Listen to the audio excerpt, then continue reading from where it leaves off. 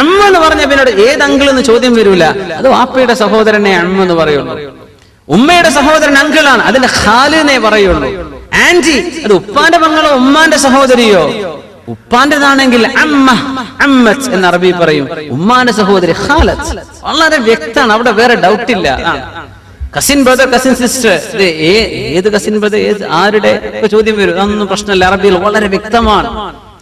അപ്പോ സഹോദരന്റെ വീട്, സഹോദരിയുടെ വീട്, അമ്മാവന്റെ വീട്, അമ്മായിയുടെ വീട്, ഈ വീട് വീട് എന്നിങ്ങനെ ആവർത്തിക്കുന്നത് എന്തിനാ? അതിന്റെ അർത്ഥം സഹോദരൻ വീട് വെച്ചാതെ എന്റെ വീടാന്ന് വിചാരിച്ച് നീ പോകണ്ട, അത് സഹോദരന്റേത് തന്നെയാണ്. നിന്റെ വീട് നീ വെക്കുന്നതാണ്. അമ്മായിയുടെ വീടാന്ന് പറഞ്ഞ് നീ ചെല്ലാൻ, അത് അമ്മായിയുടേതാണ്. പിതാവിന്റെ സഹോദരന്റെയും സഹോദരിയുടെയും അവർ ഓരോരുത്തരും അവരുടെ അധികാരത്തിലാണ് കിടക്കുന്നത്. ജ്യേഷ്ഠൻ വീട് വെച്ചാൽ മതി, എന്നാ പിന്നെ എനിക്കിൽ താമസിച്ചാൽ മതിയല്ലോ, അത് ജ്യേഷ്ഠന്റെ പൊരുത്തുണ്ടെങ്കിൽ നീ ചെയ്തോ, കുഴപ്പമില്ല. ജ്യേഷ്ഠന്റെ എന്റേതാന്ന് വിചാരിച്ച് നീ പെരുമാറണ്ട എന്നർത്ഥം. മിനിങ്ങളെ, നമ്മുടെ ഇവിടെയൊക്കെ ജോലി ചെയ്ത ഒരു സഹോദരൻ ഞാൻ പറഞ്ഞു എന്നല്ലേ, 10-30 കൊല്ലം ജോലി ചെയ്ത് അധ്വാനിച്ച് വീടുണ്ടാക്കി നാട്ടിൽ ചെന്ന് നോക്കുമ്പോ വീട് അനുജന്റെ പേരില്ല. ജ്യേഷ്ഠ അധ്വാനിച്ച് ഇവിടുന്ന് പൈസ കൊടുത്തുണ്ടാക്കി അവനെ ഏൽപ്പിച്ചു പണിയാൻ. നാട്ടിൽ രേഖകൾ ഉണ്ടാക്കാനാ പ്രയാസം. ആൾക്കാരെ വിചാരിക്കുന്നു ആധാരം ആരുടെ പേരില്ലാതെ അവന്റെ. ഇങ്ങനെ അള്ളാന്റെ മുമ്പിൽ എങ്ങനെ ഇത് രക്ഷപ്പെടും? ആ മനുഷ്യൻ കണ്ണുനീര് കരഞ്ഞിട്ട് വിഷയം പറഞ്ഞു, അത്ഭുതപ്പെട്ടു. കുറച്ചവൻ ഇങ്ങനെയുണ്ടോ ജ്യേഷ്ഠനുജന്മാർ? സ്വന്തം അനുജന്റെ പേരിലാ. ഇയാള് ജോലി നിർത്തിപ്പോവാണ് ഇവിടെ. ദുബൈയിലുള്ള ഒരാൾ സഹോദരൻ. മാഷാ അല്ലാഹ്, അള്ളാഹു അയാൾക്കത് പകരം ഖൈറായത് കൊടുക്കുമാറാകട്ടെ. ഇങ്ങനെയൊക്കെ വിശ്വസിച്ച ഒരാളെ ഏൽപ്പിച്ച് ഇവിടുന്ന് പൈസ അയക്കുക, അവര് വേണ്ട ജോലിക്കാർക്ക് എത്ര ശമ്പളം കൊടുത്തു, എത്ര അവർ സ്വന്തം പോക്ക്, ഇതൊന്നും നമുക്കറിയില്ല. അള്ളാഹുൽ തവക്കുലായിട്ട് നമുക്ക് നോക്കി നടക്കാൻ പറ്റുമോ? ഇവിടെ ജോലി ചെയ്യുന്ന ആൾക്കാർക്ക് വിശ്വസിക്കാൻ, എന്നിട്ട് വിശ്വാസ വഞ്ചന ചെയ്യാം. എന്നിട്ട് ഈ മനുഷ്യൻ വാടക താമസിക്കുക. എവിടെയാണ് ആ സങ്കടമൊക്കെ തീരെ? സ്വന്തം പൊരങ്ങനെ കണ്ടിട്ട് പടച്ചോനെ, രേഖയിൽ അനുജൻ ഒപ്പിട്ട് അത് സ്വീകരിക്കുമ്പോ ചോദിക്കണ്ടേ, ഒന്ന് പൊരുത്തം വാങ്ങണ്ടേ? എവിടെയാണ് ഈ കുറ്റൊക്കെ നാളെ മഹ്ശറയിൽ കൊണ്ടുപോയി വെക്കുക? യാ അല്ലാഹ്, മനുഷ്യന് എത്തിക്സ് എന്ന് പറഞ്ഞ സംഗതി ഉണ്ട്. അത് ഇസ്ലാമില്ലെങ്കിൽ എത്തിക്സ് ഉണ്ടാവും ചില മനുഷ്യന്മാർ. അതുപോലെ നഷ്ടപ്പെടുമ്പോഴുള്ള ബേജാറാണ്. യാ അല്ലാഹ്, ഔ ബുയൂതി അമാമികും ഔ ബുയൂതി അമ്മാതികും ഔ ബുയൂതി അഖ്വാലികും ഔ ബുയൂതി ഖാലാതികും. നിങ്ങളുടെ അമ്മായിയുടെ ഉമ്മയുടെ സഹോദരിമാർ അവരുടെ പുരക്ക് നിങ്ങൾ പോയി ഭക്ഷണം കഴിക്കുന്നതിന് വിരോധമില്ല. എപ്പോൾ നിങ്ങൾ അവിടേക്ക് ക്ഷണിക്കപ്പെട്ടവരാണ്. ആ അവസ്ഥയിൽ നിങ്ങളെ അവിടുത്തെ ചില വിഷയങ്ങൾ അവരെ ഏൽപ്പിച്ചു, നിങ്ങൾ അവിടുത്തെ വക്കീലാണ്. ആ അവസ്ഥയിൽ വിരോധമില്ല. ഔ മാ മലക്തും മഫാതിഹ, നിങ്ങൾ ഏതൊന്നിന്റെ ചാവികളാണോ നിങ്ങൾ ഉടമപ്പെടുത്തിയിരിക്കുന്നത്, അവിടുന്ന് ഭക്ഷണം കഴിക്കുന്നതിനും വിരോധമില്ല. ശരിക്കും മനസ്സിലാക്കണം. ഒരാളുടെ ഒരു തോട്ടം ഏൽപ്പിച്ചു, ഒരു തെങ്ങും തോട്ടം നോക്കാൻ ഏൽപ്പിച്ചു. തെങ്ങിന് വിലണ്ടോ തേങ്ങയ്ക്ക് വിലണ്ടോ അതല്ല നമ്മുടെ ചർച്ച. നല്ല വിലണ്ടെന്ന് വിചാരിക്കാം. അവിടെ ഏൽപ്പിച്ചു. ഈ മനുഷ്യനോട് അങ്ങനെ ഇളനീരിട്ട് കുടിക്കാൻ പറ്റുമോ ഇല്ലേ എന്നതാണ് ഇപ്പൊ പറയുന്നത്. ഒരു ഗ്രോസറി അല്ലെങ്കിൽ സൂപ്പർ മാർക്കറ്റിന്റെ സ്റ്റോക്ക് നോക്കുന്ന ആളാണ്. അവിടെയാണ് എല്ലാ ജ്യൂസ് പാക്കറ്റുകൾ ബിഗ് ക്വാണ്ടിറ്റി സ്റ്റോക്ക് ചെയ്യുന്ന സ്ഥലം അതാണ്. ഇയാൾ അതിന്റെ സൂക്ഷിപ്പുകാരനാണ്. മലക്തും മഫാത്തിഹ, മിഫ്താഹ് നിങ്ങളെ കയ്യിൽ ഏൽപ്പിച്ചതാ മുതലാളി, നോക്കണം കേട്ടോ. ഇയാൾ കിടക്കിടക്ക് ഇങ്ങനെ ജ്യൂസ് എടുത്ത് കുടിക്കാൻ പറ്റുമോ? ഇതാണ് വിഷയം. പറ്റുന്നതുമുണ്ട് പറ്റാത്തതുമുണ്ട്. ശരിക്കും മനസ്സിലാക്കുക. ഇവിടെ മുഫസ്സിരീങ്ങൾ പറയാണ്, നമ്മുടെ ഉലമാ പഠിപ്പിക്കാണ്, നമ്മെ ഒരു വിഷയം ഒരാൾ ഏൽപ്പിച്ചു, ചാവി തന്നു. ഒരു കടയുടെ ഒരു തോട്ടത്തിന്റെ ഉത്തരവാദിത്വം നമ്മെ ഏൽപ്പിച്ചാൽ ശമ്പളം നൽകപ്പെടുന്ന ആളാണോ ഇയാൾക്ക് സമ്മതമില്ലാതെ തൊടാൻ പറ്റൂല. മുതലാളിയുടെ സമ്മതമുണ്ട് എന്നാലേ എടുക്കാൻ പറ്റുള്ളൂ. ശമ്പളമുള്ള ആൾ, ശമ്പളം ഇല്ലാത്ത ആളാണ്, അയാൾ സേവനം, അയാൾക്ക് ജീവിക്കേണ്ട ഭക്ഷണം വേണ്ടേ, ആവശ്യമായത് അയാൾ എടുത്തോട്ടെ, അതിന്റെ സമ്മതത്തിന്റെ പ്രശ്നമില്ല. അയാൾ അത് ഏൽപ്പിക്കപ്പെട്ട ആളല്ലേ, ഇയാൾക്ക് വേറെ ശമ്പളം ഒന്നും കിട്ടാനില്ലല്ലോ. അതുകൊണ്ട് അയാളുടെ ഭക്ഷണത്തിന് ആവശ്യമായത് ആ തോട്ടത്തിൽ നിന്നോ ആ സ്റ്റോക്കിൽ നിന്നോ ഭക്ഷണം കഴിക്കുന്നതിന് വിരോധമില്ല. അപ്പൊ നമുക്ക് ശമ്പളം ഉണ്ട്, നമ്മുടെ കടയിൽ വരുന്നത് അല്ലെങ്കിൽ നമ്മുടെ മുതലാളിയുടെ അടുത്തുനിന്ന് കിട്ടുന്നത് അവിടെ പൊരുത്തം കൊണ്ട് കിട്ടുന്നതാണെങ്കിൽ ഓക്കെ. അല്ലാതെ നമ്മളുണ്ടല്ലോ വെറുതെ കിട്ടിയതൊക്കെ വരിച്ചുവാലി കൊണ്ടുവരുന്നത്, അതിന്റെ ഉറവിടങ്ങൾ അന്വേഷിക്കണം മുഅ്മിനീങ്ങളെ. നമ്മൾ അള്ളാഹുവിന്റെ പരിശുദ്ധ ഖുർആൻ അച്ചടക്കം പഠിപ്പിക്കുകയാണ്. Utmost discipline. അള്ളാഹുവിനെ പേടിക്കണം എന്നായി പറയുന്നത്, CCTV പേടിക്കണം എന്നല്ല ഈ പറയുന്നത്. അള്ളാഹുവിനെ പേടിച്ച് ജോലി ചെയ്യുന്നതായി പറയുന്നത്. ഭയങ്കര പേടി. അങ്ങനെയാണ്. ക്യാമറ ഉണ്ടെങ്കിൽ എന്താ നല്ല മക്കള്, മാഷാ അല്ലാഹ്. കാരണം അതൊക്കെ പച്ചയിൽ ഇങ്ങനെ കാണല്ലേ. അള്ളാഹുവിനെ പേടിക്കുക. അള്ളാഹിന്റെ ക്യാമറ, പടച്ചതമ്പുരാന്റെ അള്ളാഹുവിന്റെ ബസീറത്ത്, ബസർ എന്റെ മുമ്പിലേക്കാണ്. അള്ളാഹുവിനെ കാണുന്നുണ്ട്. നിനക്ക് അർഹതപ്പെട്ടത് ഇതാണ്, ഇത് നിനക്ക് അർഹതപ്പെടാത്തതാ. സമ്മതമില്ലാതെ എടുക്കാൻ പാടില്ല. അങ്ങനെയാണ്. ഒരു വീട് ഏൽപ്പിച്ചു നമ്മെ. ആ വീട്ടിൽ ഫോണുണ്ട്, കാര്യങ്ങൾ മുതലാളി പറഞ്ഞു നിനക്ക് വേണ്ടത് കഴിച്ചോ, വേണമെങ്കിൽ ഫോണൊക്കെ ഉപയോഗിച്ചോ.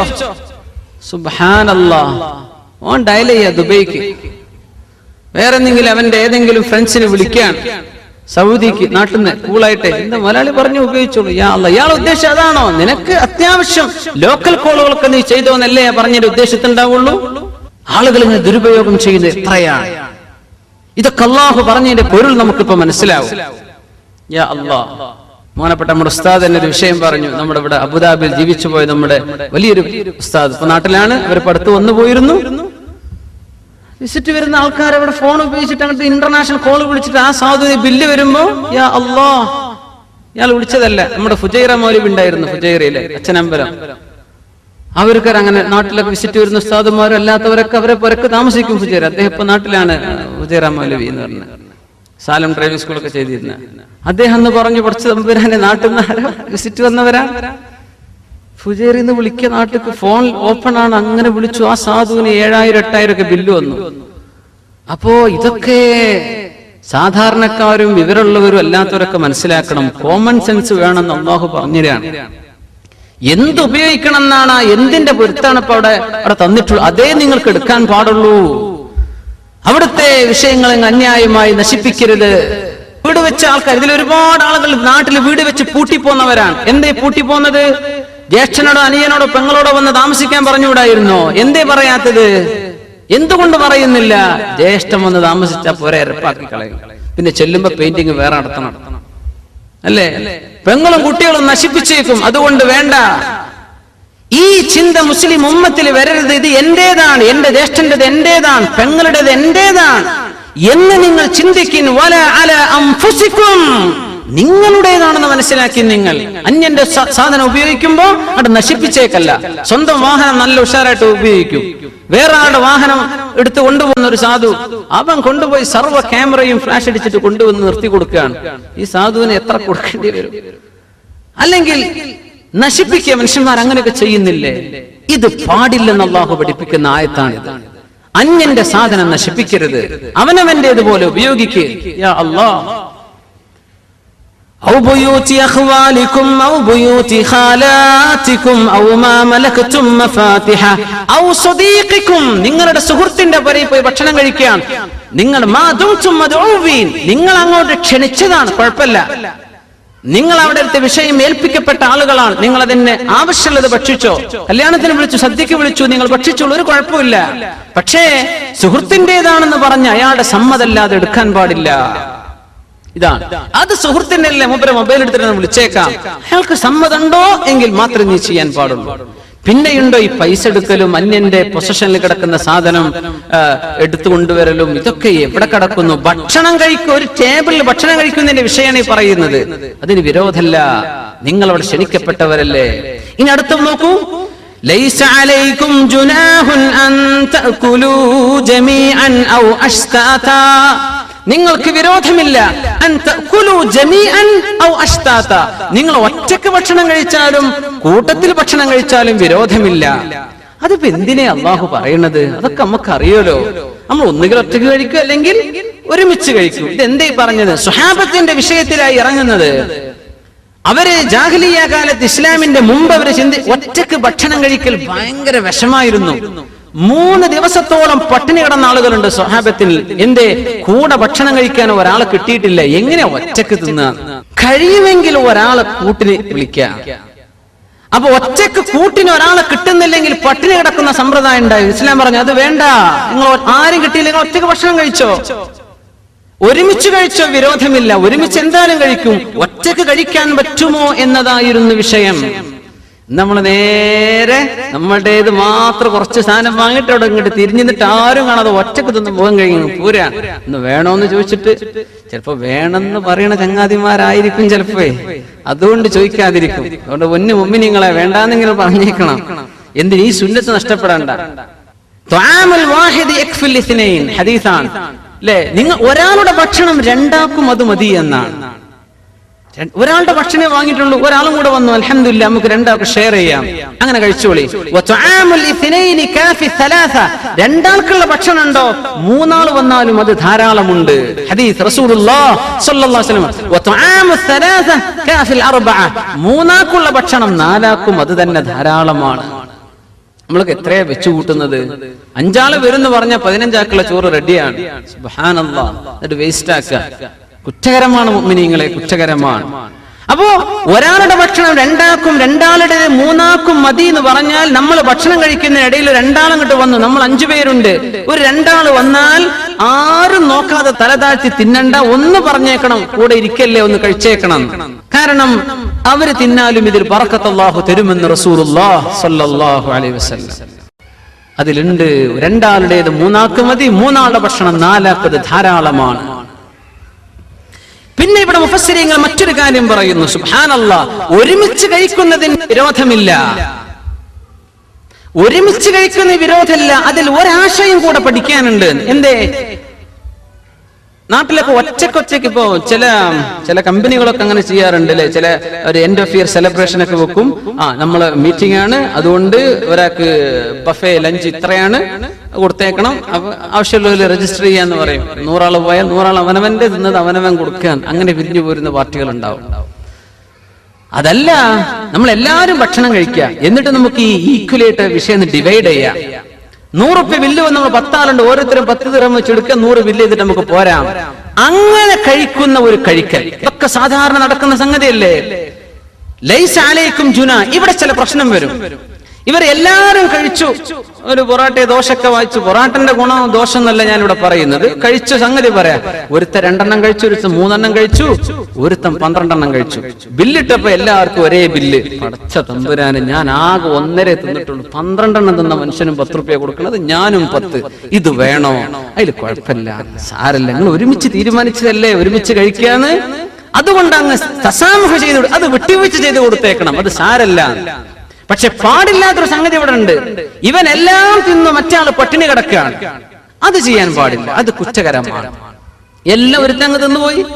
അവർ സംഭവം പറയുന്നതിന് മുഫസ്സിരീൻ, ഒരാളുടെ വീട്ടിൽ കുറച്ച് മധുര പലഹാരങ്ങളൊക്കെ വെച്ചിട്ട് അയാൾ വീട്ടിൽ പറഞ്ഞു, അപ്പൊ വരട്ടോ അങ്ങ് ഭക്ഷണം കഴിക്കുന്ന പറഞ്ഞു പോയി. ഇവർ 2 ആളായിരിക്കണത്.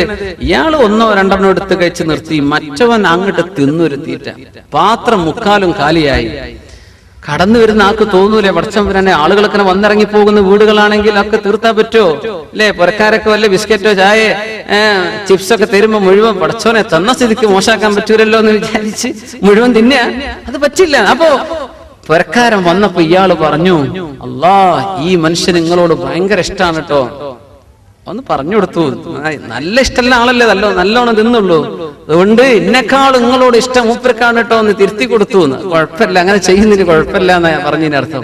കാരണം ചീത്തപ്പേര് മറ്റാണ് സഹിക്കണ്ടേ, തിന്നതാരാ?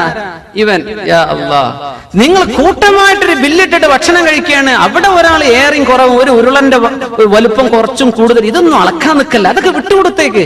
അവൻ 15 തിന്നു, നീ 2 തിന്നുള്ളൂ, ഒരു കുഴപ്പമില്ല.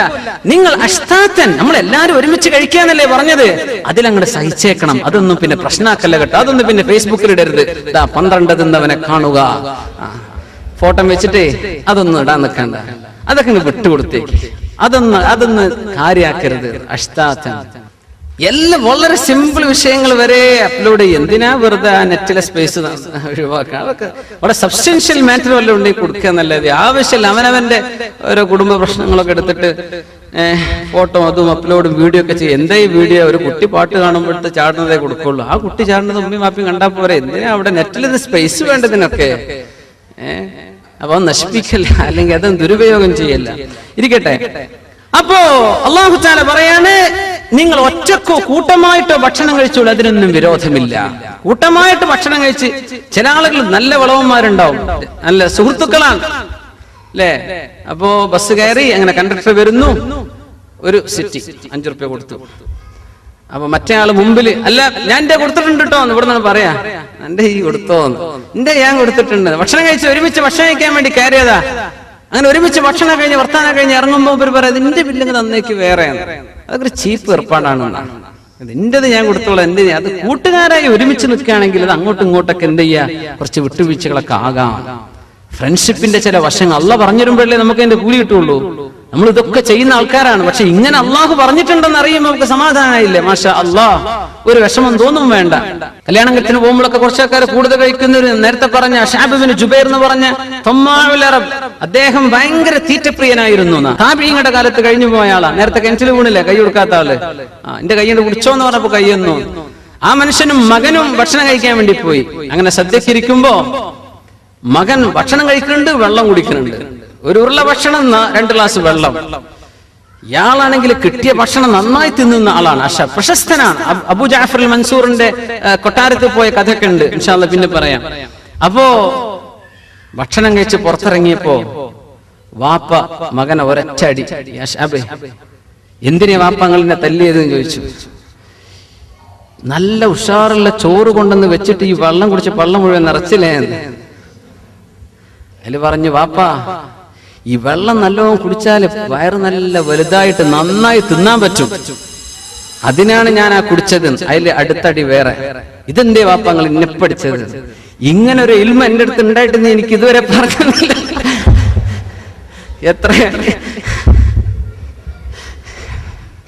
എത്ര കല്യാണം മിസ്സായിപ്പോയി. കല്യാണത്തിന് വിളിച്ചാൽ ആൾക്കാർ നല്ലോണം തിന്നുന്ന ആൾക്കാരുണ്ടാവും, കുറച്ച് തിന്നുന്ന ആൾക്കാരുണ്ടാവും. അതൊക്കെ കല്യാണം നടത്തുന്ന ആൾക്കാർ സഹിച്ചേ പറ്റൂ. അതായി പറഞ്ഞതിന്റെ അർത്ഥം. അവിടെ ഒന്ന് പ്രശ്നം ഉണ്ടാക്കരുത്. യാ അല്ലാ, 500 ആൾക്ക് ചോറ് വെച്ചിട്ട് ചോറ് തേഞ്ഞില്ലാന്നോ ഇതൊന്നും പറഞ്ഞ് അവിടെ പബ്ലിസിറ്റി ചെയ്യല്ല. വന്ന ആള് ചിലപ്പോ 10 ആള്, ചിലപ്പോ 100 ആള്, ചിലപ്പോ ചെറുപ്പക്കാർ ചെക്കന്മാരൊക്കെ കോളേജ് കുട്ടികളൊക്കെ എന്ത് ചെയ്യും, നേരെ വരും. അവർക്ക് വിളിക്കേണ്ട ആവശ്യമൊന്നുമില്ല. നാട്ടിൽ അങ്ങനെയാണ്. ബൈക്കേറ്റ് വരും, അന്തസ്സിൽ വന്ന് വയറ് നിറച്ച് തിന്നു പോകും. അങ്ങനെയൊക്കെ കല്യാണം എത്രയോ കൊളാവുണ്ട്. അതൊന്നും ചെയ്തിട്ട്, അത് ഹറാമാണ്. നിന്നെ ക്ഷണിച്ചിട്ടില്ല, അവിടെ പോകാൻ പാടില്ല. അങ്ങനെ കല്യാണങ്ങൾ ഇടങ്ങാറാക്കിയ മനുഷ്യന്മാരെ 100 ആൾക്ക് ഉണ്ടാക്കിയിട്ടുണ്ട്. 10-30 ആള് കൂട്ടത്തിൽ കയറി വന്നു. ആർക്കെങ്കിലും സെൻസർ ചെയ്യാൻ പറ്റുമോ? ഇവിടെ എയർപോർട്ടിലെ പോലെ കീക്കടിക്കാൻ പറ്റുമോ? ആരായി വന്നത്, ആരാ വിളിക്കപ്പെട്ടതല്ലാതെ ചോദിച്ചാൽ ഭയങ്കര കേസായില്ലേ? നമ്മുടെ കൂട്ടർ ആരാന്നോലും ചോദിച്ചു. അല്ലാഹ്, കല്യാണം മുടങ്ങാനാവും മതി പിന്നെ. അപ്പോ ഇങ്ങനെയൊക്കെ ശ്രദ്ധിക്കണം. അന്യന്റെ ഭക്ഷണം പോയി തിന്നരുത് എന്നായി പറയുന്നത്. ലാ തഅകുലു അംവാലകും ബൈനകും ബിൽ ബാത്തിൽ, നിങ്ങൾ അന്യായമായിട്ട് മറ്റുള്ളവന്റേത് തിന്നാൻ പാടില്ല. നിങ്ങൾ വിളിക്കപ്പെട്ടോ, നിങ്ങൾക്ക് പൊരുത്തുള്ള സംഗതിയാണോ, തിന്നോളൂ. അടുത്തൊരു വിഷയം കൂടെ അല്ലാഹു തആല പറയാ, ഫഇദാ ദഖൽതും ബുയൂതൻ ഫസല്ലിമു അലാ അൻഫുസികും തഹിയ്യതൻ മിൻ ഇൻദില്ലാഹി മുബാറകതൻ ത്വയ്യിബah കദാലിക യുബയ്യിനുല്ലാഹു ലകുമുൽ ആയാതി ലഅല്ലകും തഅഖിലൂൻ. ഫഇദാ ദഖൽതും ബുയൂതൻ, നിങ്ങൾ വീടുകളിലേക്ക് കയറി ചെല്ലുമ്പോൾ, ഫസല്ലിമു അലാ അൻഫുസികും, നിങ്ങളുടെ ശരീരത്തോട് നിങ്ങൾ സലാം പറഞ്ഞേക്കണം. വീട്ടിലേക്ക് കയറി ചെല്ലുമ്പോ ശരീരത്തോട്, ശരീരം എന്റെ കൂടെ അല്ലെങ്കിലേ ഉണ്ടല്ലോ. വീട്ടിൽ കയറി ചെല്ലുമ്പോ എന്നോട് ഒറ്റക്ക് അങ്ങനെ പറഞ്ഞിടന്നാ മതിയോ? ഇതല്ല ഈ പറഞ്ഞതിന്റെ അർത്ഥം. നിങ്ങൾ മറ്റൊരാളിന്റെ വീട്ടിലേക്ക് ചെല്ലുമ്പോ അവരോട് പറയുന്ന സലാം, നിങ്ങൾ എന്താ പറഞ്ഞത്? അസ്സലാമു അലൈക്കും വറഹ്മത്തുള്ളാഹ്, അല്ലാഹുവിന്റെ സലാം നിങ്ങൾക്ക് അല്ലാഹു നൽകട്ടെ, അല്ലാഹുവിന്റെ രക്ഷ നിങ്ങൾക്കുണ്ടാകട്ടെ. ദുആയല്ലേ അത്? അത് നിങ്ങൾ മറ്റൊരാളോട് പറയുമ്പോൾ നിങ്ങൾക്കും അതിന്റെ കൂലി കിട്ടുന്നുണ്ടല്ലോ. അത് നിങ്ങളോട് തന്നെ ചെയ്യുന്ന സലാമ. തഹിയ്യതൻ മിൻ ഇൻദില്ലാഹി മുബാറകതൻ ത്വയ്യിബah, അല്ലാഹുവിൽ നിന്ന് ബറക്കത്തുള്ള അല്ലാഹുവിന്റെ ആ ഒരു ഗ്രീറ്റിംഗ്. തഹിയ്യ എന്ന് പറഞ്ഞ ഗ്രീറ്റിംഗ്, അല്ലാഹുവിന്റെ ഗ്രീറ്റിംഗ് അതും കൊടുത്തേക്കണം. ഒരു വീട്ടിലേക്ക് ചെല്ലുമ്പോ അവിടെ കയറി ചെന്നിട്ട് പിന്നെ അസ്സലാമു അലൈക്കും അല്ല, ചെല്ലുമ്പോഴേ സലാം പറഞ്ഞിട്ടും കയറിയേ. ഇത് മുമ്പ് അല്ലാഹു പറഞ്ഞതാണ്. 2 ആയത്തും കൂടെ കഴിഞ്ഞ് സൂറ അവസാനിപ്പിക്കുകയാണ്. നാം റിമൈൻഡ് ചെയ്യാൻ, സലാം പറയാൻ മറക്കരുത് കേട്ടോ. സല്ലിമു അലാ അൻഫുസികും തഹിയ്യതൻ മിൻ ഇൻദില്ലാഹി മുബാറകതൻ ത്വയ്യിബah കദാലിക യുബയ്യിനുല്ലാഹു ലകുമുൽ ആയാതി ലഅല്ലകും തഅഖിലൂൻ. അല്ലാഹു നിങ്ങൾക്ക് ഇങ്ങനെ കാര്യങ്ങൾ വ്യക്തമാക്കി തരികയാണ്. സലാം പറയണം. ഒരു വിഷയം നമ്മൾ സലാമിലൂടെ മനസ്സിലാക്കേണ്ടത് അസ്സലാമു അലൈക്കും എന്ന് പറയുന്നത് ദുആ ആണ്. അത് അല്ലാഹുവിന്റെ മലക്കുകൾ രേഖപ്പെടുത്തും. നമ്മളൊരു ദിവസം 30 കോൾ ചെയ്യുന്നു എന്ന് വിചാരിക്കുക, ഫോൺ അറ്റൻഡ് ചെയ്യുന്നുണ്ട്. അത് റിസീവ് ചെയ്യുമ്പോഴും നമ്മൾ അങ്ങോട്ട് കൊടുക്കുമ്പോഴും ഒരു അസ്സലാമു അലൈക്കും വറഹ്മത്തുള്ളാഹ്, അസ്സലാമു അലൈക്കും എന്നാ പറയേണ്ടത്. മറുപടി പറയണം അസ്സലാമു അലൈക്കും വറഹ്മത്തുള്ളാഹ്. ഇനി പറയുന്ന ആൾ അസ്സലാമു അലൈക്കും വറഹ്മത്തുള്ളാഹ്, മടക്കുന്ന ആള് വഅലൈക്കും അസ്സലാം വറഹ്മത്തുള്ളാഹി വബറകാതുഹു. കഴിഞ്ഞു. ഇനി ഒരാൾ മുഴുവൻ അങ്ങ് പറഞ്ഞാൽ വഅലൈക്കുമുസ്സലാം വറഹ്മത്തുള്ളാഹി വബറകാതുഹു അത്രയേ ഉള്ളൂ. പിന്നെ വമഗ്ഫിറതുഹു വജന്നതുഹു അങ്ങനെയൊക്കെ പറയാം. പക്ഷെ അതെന്തില്ല, അഷ്റഫുൽ ഖൽഖ് സല്ലല്ലാഹു അലൈഹി വസല്ലം പഠിപ്പിച്ചത് സലാമിന്റെ ഭാഗത്തിൽപ്പെട്ടതല്ല. അങ്ങനെ ദ്വാരക്കിന് കുഴപ്പമൊന്നുമില്ല. പക്ഷേ അത് പറഞ്ഞാൽ അള്ളാന്റെ മലക്കുകൾ രേഖപ്പെടുത്തല്ലേ. നമ്മൾ ഫോൺ ചെയ്തു ഹലോ, അള്ളാന്റെ മലക്കുകൾ അപ്പം നോക്കും, പഠിച്ചോനെ ഈ ഹലോ നിലിന് കൂലി അള്ള വെച്ചിട്ടുണ്ടോ, നോക്കുമ്പോ കാണുന്നില്ല. ബോൺജൂർ, ഗുഡ് മോർണിംഗ്, ഗുഡ് ആഫ്റ്റർനൂൺ, ഇതിനൊന്നും കൂലി അള്ള കുഴപ്പമൊന്നുമില്ല, മോശമല്ല, പക്ഷെ അതിന് കൂലി എഴുതേണ്ടതുണ്ടോ? ഇല്ല. അസ്സലാമു അലൈക്കും, യാ അല്ലാഹ്, ഒരു സലാം പറഞ്ഞു, വൽ ഹസനതു ബിഅശ്രി അംസാലിഹ, ഒരു നന്മക്ക് 10 കൂലി, കടക്കട്ടെ 10 കൂലിയായി. 10 കോള് വന്നാൽ 100 കൂലി കിട്ടിയ ഒരു ദിവസം. ഒരു ഇൻകമിങ് ഔട്ട് ഗോയിങ്ങും അങ്ങനെ 10 കിട്ടിയാൽ എത്രയായി? 20, 200 കൂലിയായി. എത്ര ഫോൺ നമ്മൾ അറ്റൻഡ് ചെയ്യുന്നുണ്ട്? ഒരു അസ്സലാമു അലൈക്കും പറയാം. ആളുണ്ടോ അല്ലേ എന്നൊക്കെ അറിയാൻ ഹലോ എന്നൊക്കെ തുടങ്ങി കൂലി കുഴപ്പമില്ല. കഴിഞ്ഞാൽ പിന്നെ ഉടനെ അസ്സലാമു അലൈക്കും വറഹ്മത്തുള്ളാഹി, അസ്സലാമു അലൈക്കും, അള്ളാന്റെ രക്ഷങ്ങൾക്ക് ഉണ്ടാകട്ടെ. ഇത് സലാം പറഞ്ഞാൽ ഇന്ന് മനുഷ്യർ ഏറ്റവും സംസാരത്തിന്റെ കാലാണ് അല്ലെ. ഫോൺ ചെയ്തുകൊണ്ടേയിരിക്കുകയാണ്, വിളിച്ചുകൊണ്ടേയിരിക്കുകയാണ്. യാ അല്ലാഹ്, ശരാശരി ഒരു മനുഷ്യനൊരു ദിവസം 4000-ലേറെ വാക്കുകൾ ഇങ്ങനെ ഫോണിലൂടെ പറയുന്നുണ്ട് ഈ ഫോണിന്റെ ആൾക്കാര്. പിന്നെ ഫോണുമ്മ തന്നെ ഇത്തിക്കാഫിരിക്കുന്ന ആൾക്കാരല്ല ഈ പറഞ്ഞത്. 3-4 മണിക്കൂറൊക്കെ അങ്ങനെ വിളിച്ച്, നേരത്തെ പറഞ്ഞ കസേരട്ട് കൊടുത്ത് ഓടുന്ന നാട്ടിലെ ഫോണിൽ എടുത്ത ആൾക്ക് കസേരട്ട് വെച്ച് കൊടുക്കണം. ഈ ഇരുന്നേക്കണം കുറച്ച് കഴിഞ്ഞാൽ, അതിപ്പോഴും നിർത്താൻ പോണ കോളല്ല, നെറ്റാണ്. യാ അല്ലാഹ്, അങ്ങനെ ഇടങ്ങാറാക്കുന്നത് ചെയ്യരുത് നമ്മൾ പറഞ്ഞിട്ടുണ്ട്, ഞാൻ ആവർത്തിക്കല്ല. സലാം പറയാ, സലാം പറഞ്ഞിട്ട് തുടങ്ങുക. വീട്ടിൽ കയറുമ്പോ സലാം പറയാ, വീട്ടിൽ നിന്ന് ഇറങ്ങുമ്പോ സലാം. ആരോട്? വീട്ടുകാരോട്. ഇവിടെ ഉലമാ പഠിപ്പിക്കുകയാണ്, നമ്മളൊരു പുതിയ വീട്ടിലേക്ക് ചെല്ലുകയാണ്. നമ്മുടെ വീട് പണി കഴിഞ്ഞ് എഞ്ചിനീയർ കീ നമ്മുടെ കയ്യിൽ തന്നു, അൽഹംദുലില്ലാഹ്, ആ പുരയ്ക്ക് കിടക്കുകയാണ്. അവിടെ ആരെങ്കിലും ഉണ്ടോ? ആരുമില്ല, നിങ്ങളാണ് ആദ്യം കിടക്കുന്നത്. അവിടെ ഒരു കാര്യം കൂടെ പറയണം, മാഷാ അല്ലാഹ് ലാ ഖുവത ഇല്ലാ ബില്ലാഹ്, ഇത് പറയാ. എന്നിട്ട് വാതിൽ തുറന്ന് കിടക്കുമ്പോ അസ്സലാമു അലൈനാ വഅലാ ഇബാദില്ലാഹി സ്വാലിഹീൻ. ഇതാണ് ആൾപ്പാർപ്പില്ലാത്ത പുരയ്ക്ക് ചെല്ലുമ്പോഴുള്ള സലാം. അസ്സലാമു അലൈനാ വഅലാ ഇബാദില്ലാഹി സ്വാലിഹീൻ. ഇത് പരിചയമുള്ളൊരു വാക്കാണല്ലോ. എവിടെയുണ്ട്? അത്തഹിയാത്ത് ഓതുമ്പോ അസ്സലാമു അലൈനാ വഅലാ ഇബാദില്ലാഹി സ്വാലിഹീൻ. ഒരു സ്റ്റോർ റൂം തുറക്കുകയാണ്. ഒന്നുമില്ല, അള്ളാന്റെ ജിന്നുകൾ ഉണ്ടാകാം, മലക്കുകൾ ഉണ്ടാകാം, ഇല്ലാതിരിക്കാം, ആരുമില്ല എന്ന് വിചാരിക്കാം. അസ്സലാമു അലൈനാ, നമ്മുടെ മേൽ അള്ളാന്റെ രക്ഷ ഉണ്ടാകട്ടെ, വഅലാ ഇബാദില്ലാഹി സ്വാലിഹീൻ, അള്ളാന്റെ സ്വാലിഹീങ്ങളായ മറ്റടിമകൾ, മനുഷ്യരാവാം, ജിന്നുകളാകാം, മലക്കുകളാകാം, ആരുമാകാം. അവിടെ വീട്ടുകാരെങ്കിലും ഉണ്ടെങ്കിൽ അവരോട് അസ്സലാമു അലൈക്കും വറഹ്മത്തുള്ളാഹ് സലാം പറഞ്ഞിട്ടേ കിടക്കാവൂ. അത് ബറക്കത്താണ്, ബറക്കത്താണ്.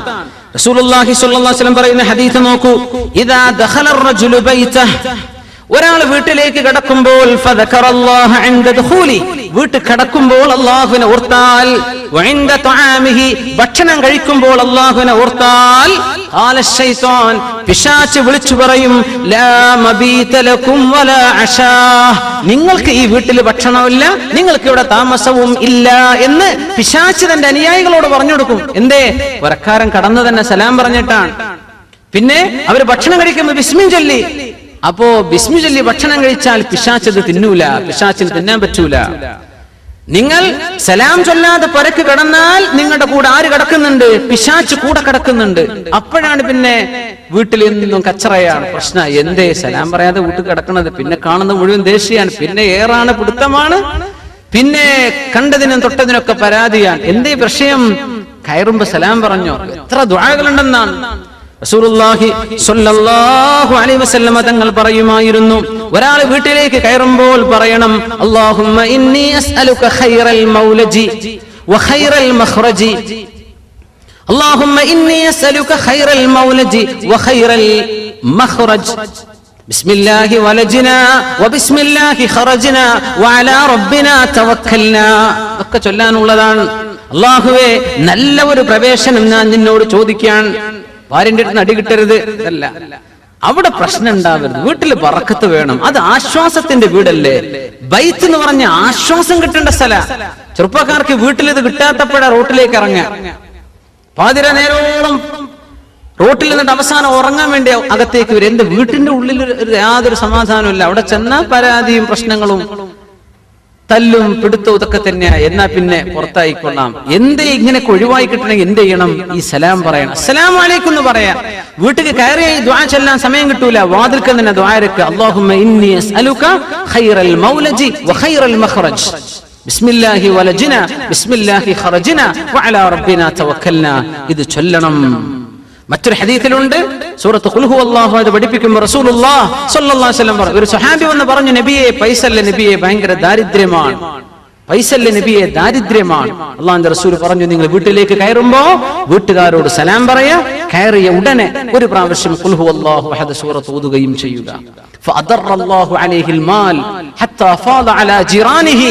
ആ ഹദീസിൽ മഹാന്മാർ പഠിപ്പിക്കുകയാണ്, അയാൾക്ക് അല്ലാഹു ഒരുപാട് സമ്പത്ത് കൊടുത്തു, അയൽവാസികൾക്കും കിട്ടി ഒരുപാട് സമ്പത്ത്. എങ്ങനെ?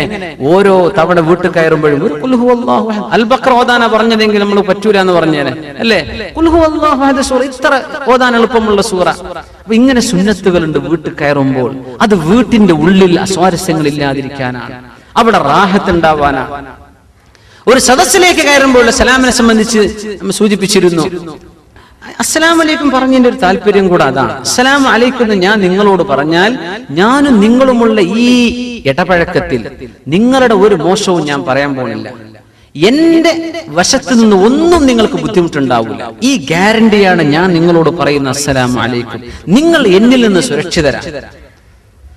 ഇനി പ്രസംഗം അവസാനിപ്പിക്കുമ്പോഴും ഞാൻ പറയുന്നു അസ്സലാമു അലൈക്കും വറഹ്മത്തുള്ളാഹി. കഴിഞ്ഞു. നമ്മൾ ആരും അങ്ങോട്ടും ഇങ്ങോട്ടും ഗീബത്തും നമീമത്തും പറയണ്ട. നിങ്ങൾ എന്നിൽ നിന്ന് സുരക്ഷിതരാൻ, നിങ്ങളെന്ന് ഞാനും സുരക്ഷിതനാണ്. നമ്മൾ ആരും ആരെയും വേദനിപ്പിക്കൂല.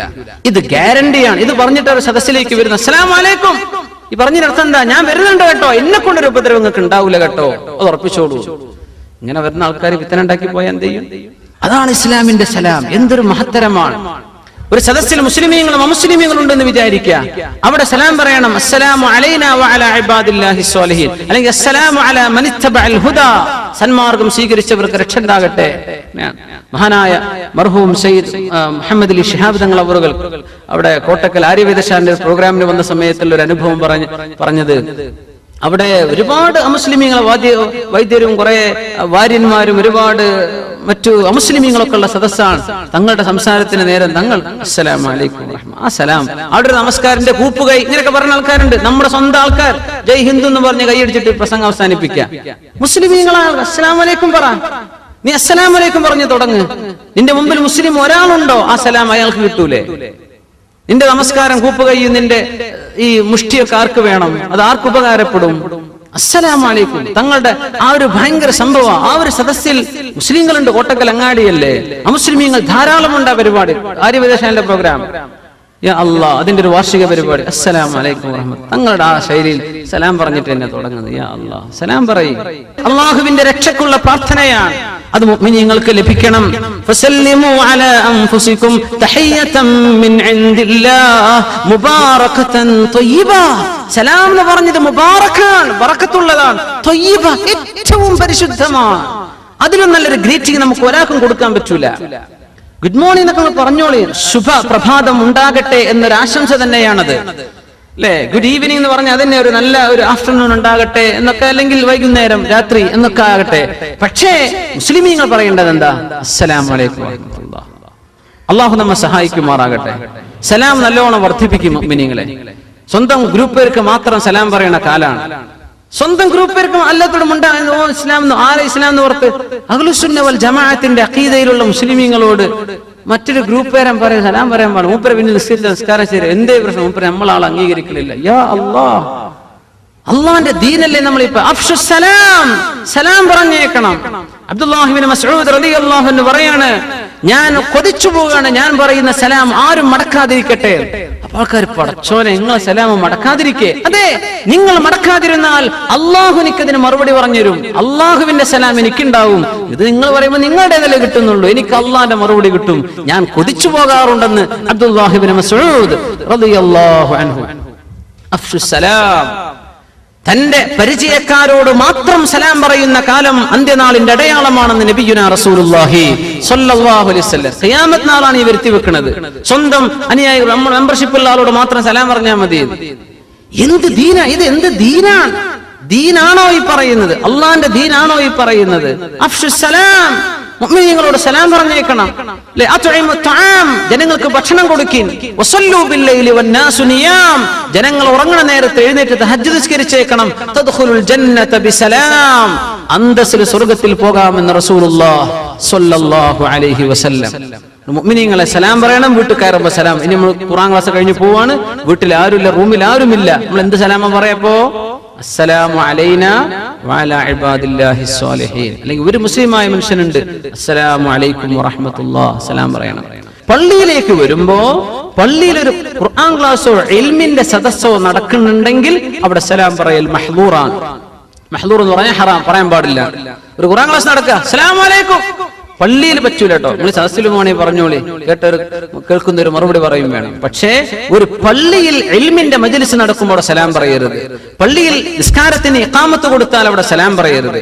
പള്ളിയിൽ ഒരാൾ ഖുർആൻ ഓതിക്കൊണ്ടിരിക്കുകയാണ് ഉറക്കെ, ആ ഖുർആന് തടസ്സമാകുന്ന രീതിയിൽ സലാം പറയാൻ പാടില്ല. ഇത് മൂന്നും നടക്കണില്ല. അവിടെ ഒരു മുസ്ലിമായ മനുഷ്യർ ഇരിക്കുന്നുണ്ട്, അസ്സലാമു അലൈക്കും വറഹ്മത്തുള്ളാഹി. നിങ്ങൾ ദഖൽതും ബുയൂതൻ, വീട്ടിലേക്ക് എന്ന് വന്നാൽ ആ ബുയൂത്ത് എന്ന വാക്കിന് മുഫസ്സിരീങ്ങളിൽ ഒരു വിഭാഗത്തിന്റെ അഭിപ്രായം അൽ മസാജിദ്, അല്ലാഹുവിന്റെ പള്ളികളിലേക്ക് വരുമ്പോൾ സലാം പറയണം എന്നാണ്. എപ്പോഴാ പറയേണ്ടത്? അവിടെ ഒരു ഇൽമിന്റെ സദസ്സ് നടക്കണില്ല, നിസ്കാരത്തിന് ഇഖാമത്ത് കൊടുത്തിട്ടില്ല, നിസ്കാരം നടക്കുന്നില്ല, പിന്നെ അവിടെ ഒരു ഖുർആൻ ഓത്ത് നടക്കണില്ല എങ്കിൽ നിങ്ങൾ അവിടെ സലാം പറഞ്ഞേക്കണം. നിസ്കാരമൊക്കെ കഴിഞ്ഞിട്ട് അസ്സലാമു അലൈക്കും വറഹ്മത്തുള്ളാഹി എന്ന് എല്ലാവരും പറഞ്ഞ് ഇങ്ങനെ സ്വസ്ഥമായിട്ട് ഇരിക്കുമ്പോ ചിലർ കാണാം അസ്സലാമു അലൈക്കും, അങ്ങനെ സലാം പറയണ്ട. അത് ദിക്ർ ചൊല്ലുന്ന നേരമാണ്, നിസ്കാരം കഴിഞ്ഞിട്ട്. സലാം പറയലപ്പോഴാ? നിങ്ങൾ കടന്നു വരുമ്പോഴാണ്. നിങ്ങൾ വരുമ്പോ സലാം ഞാൻ വരുന്നുണ്ട് കേട്ടോ, എന്നെ കൊണ്ട് ഒരു ഉപദ്രവം നിങ്ങൾക്ക് ഉണ്ടാവില്ല കേട്ടോ, അതാണ് പറയുന്നത്. നമുക്ക് ശരിക്കും ഓർമ്മ വേണം. തിരിച്ചു പോകാൻ ഞാൻ പോവാണ് കേട്ടോ, നിങ്ങളെ പറ്റി ഒരു ഗീബത്തിനും ഞാൻ പറയൂല കേട്ടോ, എന്നിൽ നിന്ന് നിങ്ങൾ സലാമത്താണ്, നിങ്ങൾ സുരക്ഷിതരാണ്. യാ അല്ലാഹ്, ഇങ്ങനെ മഹിതമായ അഖ്ലാഖുകൾ, സംസ്കാരമാണ് അല്ലാഹു പഠിപ്പിച്ചു തരുന്നത്. കദാലിക യുബയ്യിനുല്ലാഹു ലക്കുമുൽ ആയാതി ലഅല്ലക്കും തത്തഖൂൻ. നിങ്ങൾ അല്ലാഹുവിനെ സംബന്ധിച്ച് നല്ല ബോധം ഉണ്ടാവാൻ വേണ്ടി അല്ലാഹു സുബ്ഹാനഹു വ തആല യുബയ്യിനുല്ലാഹു ലക്കുമുൽ ആയാത്, അല്ലാഹു നിങ്ങൾക്ക് ദൃഷ്ടാന്തങ്ങൾ വ്യക്തമാക്കി തരികയാണ്. ലഅല്ലക്കും തഅഖിലൂൻ, നിങ്ങൾ ചിന്തിക്കാൻ വേണ്ടി. അല്ലാഹു തആല നമുക്ക് കാര്യങ്ങൾ മനസ്സിലാകാൻ അല്ലാഹു നമുക്ക് ഇൽമും അമലിന് തൗഫീഖും അല്ലാഹു നൽകി അനുഗ്രഹിക്കുമാറാകട്ടെ. അപ്പോ ഒരു കാര്യം കൂടെ ചേർത്ത് നമ്മൾ മനസ്സിലാക്കേണ്ട വിഷയം, ഭക്ഷണം കഴിക്കുമ്പോ ബിസ്മില്ല, വെള്ളം കുടിക്കുമ്പോ ബിസ്മി ചൊല്ലുക, വീട്ടിൽ കയറുമ്പോ സലാം ചൊല്ലുക. പിശാച് അല്ലെങ്കിൽ അവിടെ ഇടപെടും. സമയമില്ലാത്തത് കൊണ്ടാണ് എനിക്കൊരു കാര്യം കൂടെ ചേർത്ത് പറയേണ്ടിയിരുന്നു. നിങ്ങൾ എന്നെ ശപിക്കാൻ തുടങ്ങും. ഒരു കാര്യം കൂടെ പറയട്ടെ, ഒരു കാര്യം കൂടെ പറയാണ്. ഭക്ഷണം കഴിച്ച് വയറ് നിറയാത്തൊരു വിഷയം വരുന്നത് എപ്പോഴാണെന്നറിയോ? ബിസ്മി ചൊല്ലാതെ തിന്നുമ്പോഴാണ്. ദാഹിച്ചിട്ടും കുടിച്ചിട്ട് ദാഹം മാറുന്നില്ല, ബിസ്മി ചൊല്ലാതെ കുടിക്കുമ്പോഴത് ഉണ്ടാവുക. ഭാര്യയുമായി ഭാര്യ ഭർത്തൃ ബന്ധത്തിൽ ഏർപ്പെടുന്നു, ഇയാൾക്കത് മതിയാവണില്ല, ഇയാളിതൊരു കലാപരിപാടിയാണെന്ന വിചാരം. സുബ്ഹാനല്ലാഹ്, എന്താ വിഷയം? അവരുമായി ഇടപെടുമ്പോ ഒരു ദുആ പഠിപ്പിച്ചിട്ടുണ്ട് റസൂലുള്ളാഹി സ്വല്ലല്ലാഹു അലൈഹി വസല്ലം. അല്ലാഹുമ്മ ജന്നിബിനിശ് ശൈത്താൻ, അല്ലാഹുമ്മ ജന്നിബിനശ് ശൈത്താൻ വജന്നിബിശ് ശൈത്താന മാ റസഖ്തനാ. പടച്ചോനെ, ഞങ്ങൾ രണ്ടുപേരെയും പിശാചിൽ നിന്ന് അകറ്റണമേ. ഞങ്ങൾക്ക് നീ എങ്ങാനും ഒരു കുഞ്ഞിനെ വിധിച്ചാൽ ആ കുഞ്ഞിനും പിശാചിന്റെ ഉപദ്രവം വരാതെ കാക്കേണമേ എന്ന് ദിക്ർ ചൊല്ലിയിട്ടേ ഭാര്യ ഭർത്താക്കന്മാർ ബന്ധപ്പെടാൻ പാടുള്ളൂ. അങ്ങനെ ചെയ്തില്ലെങ്കിൽ എന്താ കുഴപ്പം?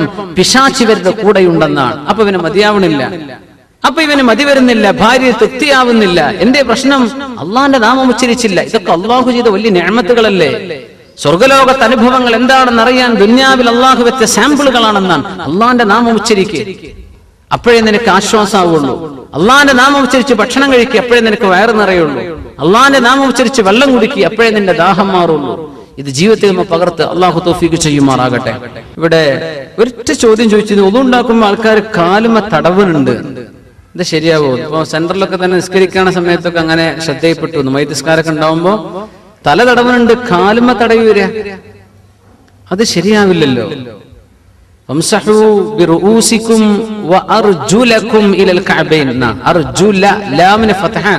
ലാമിന് കസ്റാണെങ്കിൽ തടവാൻ പറ്റിയെന്ന അങ്ങനെയാണ് വിഷയം. പക്ഷെ ഖുർആനുള്ളത് അർജുലക്കും, കഴുകേണ്ടതിൽപ്പെട്ടതാ കാല് കഴുകിയേ പറ്റൂ.